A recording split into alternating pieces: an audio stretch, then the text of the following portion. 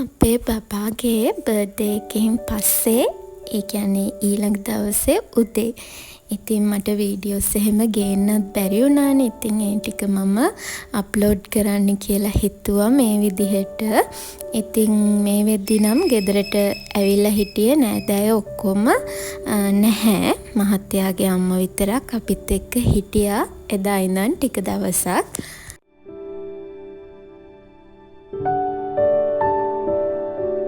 ඉතින් වෙනදා වගේම එදා දවසෙත් මිදුල එහෙම අත්තු ගාලා වැඩ ටික පටන් ගත්තා. අම්මයි මහත්තයයි දෙන්නම ගෙදර නිසා මම ලොකු කලබලයකින් ගෙදර වැඩ කරන්න ගත්තේ නෑ. හිමීට ඉතින් වැඩ ටික කරගත්තා.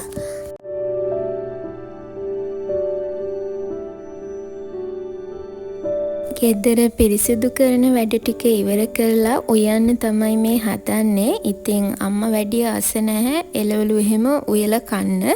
ඒ නිසා මම හිතුවා උදේට කිරි හොද්දක් හදලා ගන්න හාල් මැස්සන් එහෙම දාලා.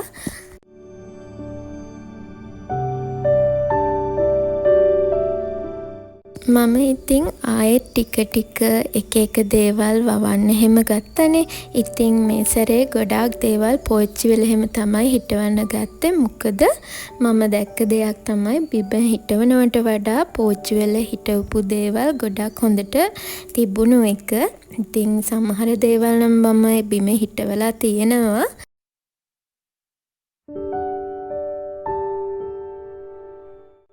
මේ මාළු මිරිස් පැලේ නම් මම බිම හිටවපු එකක්. ඉතින් අපේ ගෙදර මේ විදියට මාළු මිරිස් පැලයක් ලොකු වෙලා කරලක් හැදුණු පළවෙනි වතාව තමයි. මොකද මම කලින් මාළු මිරිස් පැල හැදුවට හරි ගියේම නෑ. ඒත් මේ වතාවේ මෙන්න මේ පැලය හරි ගියා.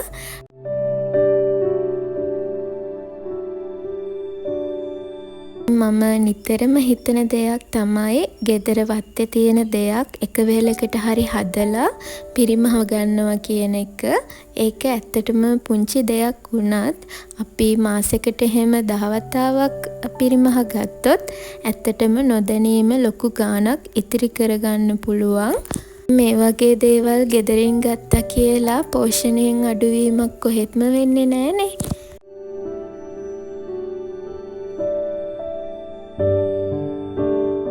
නංගිලා වගේක් මට කමෙන්ට්ස් දාලා තිබුණා ක්ලීනින් බ්ලොග් එකක් කරන්න කියලා ඉක්මනින්. මම ඉතින් උත්සාහ කරන්නම් එහෙම බ්ලොග් එකක් ගේන්න.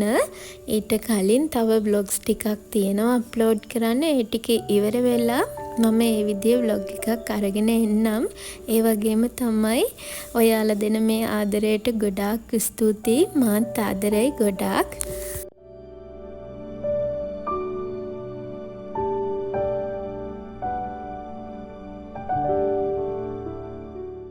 මේ බලන්නකෝ අපේ මුරුංග කරල් වලට වෙලා තියෙන දේ.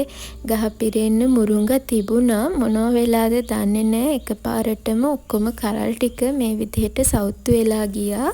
මම ගොඩාක් අයට දෙන්න හිතාගෙන හිටියේ. ඉතින් හරිම දුකයි.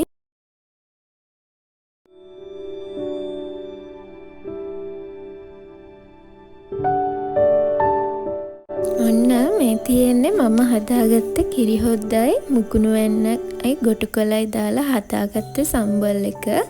ගොඩක් වෙලාවට මේ කිරි හොද්ද විතරක් එක්ක වුණත් කන්න පුළුවන්. මොකද කිරි හොද්ද කියන දේ ඒ තරම්ම රසයි.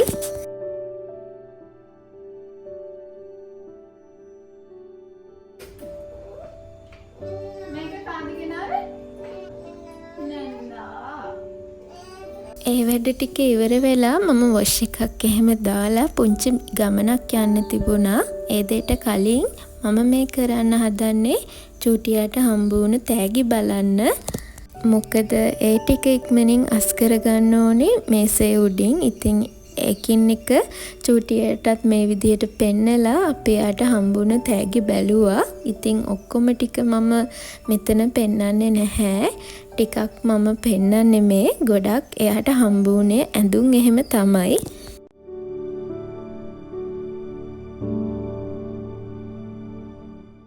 ඉතින් මම මේ දවස් ටිකේ වීඩියෝ ගේන්න ගොඩාක් පරක්කු වුණානේ. මොකද මට ගිය දවස් ටිකේම වීස් එක හැදිලා අසනීප වුණා. දවල්ට එහෙමනම් හොඳට ඉන්නවා. රෑ 9 විතර පහුවෙද්දී හැමදාම මට වීස් එක හැදෙනවා.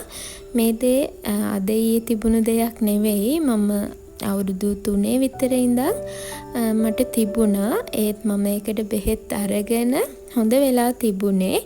ඒ වුණාට ළඟකදී ඉඳන් ආයෙත් මට මේක හැදෙනවා. ඒ නිසා වීඩියෝ එඩිට් කරගන්න එහෙම වෙලාව තිබුණු වෙලාවල් වලත් මම චුට්ටක් ඇත්තටම රෙස්ට් කරා.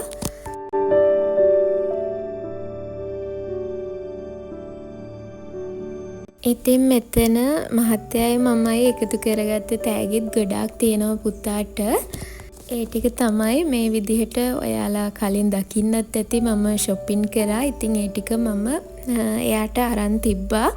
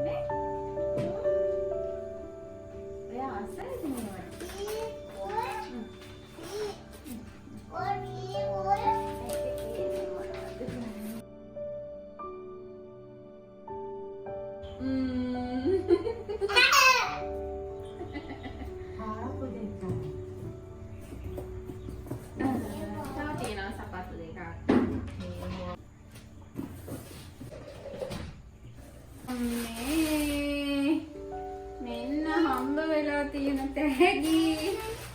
ඉතිරි ඒව නම් පෙන්වන්න බෑ. මොකද දැන් මේව ඔක්කොම කන්න ගියාම මේවලුම් දෙන්න බෑ. මේවා අම්මට තෑගි දෙක කොහෙද?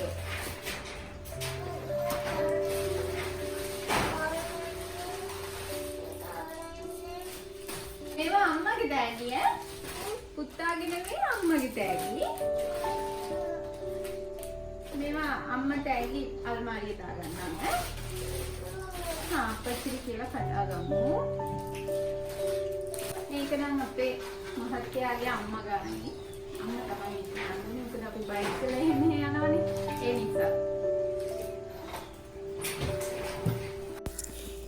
ඊට පස්සේ අපි ටවුන් එකට ගිහින් ආවේ. මොකද අතේ තියෙන සල්ලි වලින් බබාට අල්මාරියක් ගන්නවද කාමරේට සිවිලිමක් දානවද කියන එක. ඒත් මට හිතුණා මුලින්ම කාමරේ පිළිවෙලක් කරගන්න ඕන නිසා සිවිලිමට අවශ්‍ය බඩු ටික ගන්නවා කියලා. ඊට පස්සේ අපි ඒ ටිකත් අරගෙනම ආවා.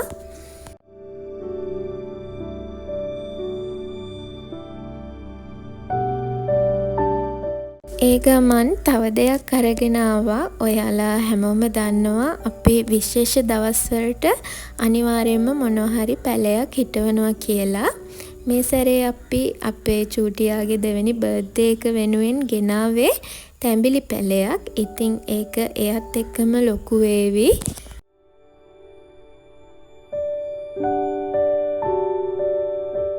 ඉතින් අපේ කාලය තව ඉස්සරහට ගිහාම ඉක්මනින්ම ඉවර වෙයි. අම්මෙක් තාත්තෙක් විදිහට අපි පැටව් වෙනුවෙන් පුංචි පැටවුන්ගේ අනාගතය වෙනුවෙන් කරන මේ වගේ දේවල් හරිම වටිනවා. ඉතින් අපේ කාලේ ඉවර වෙද්දී එයාලගේ ජීවිතේ ගෙනියන්න පහසු කරලා දෙන එක අම්මෙක්ට තාත්තෙක්ට ලොකු සතුටක් ගේන දෙයක්.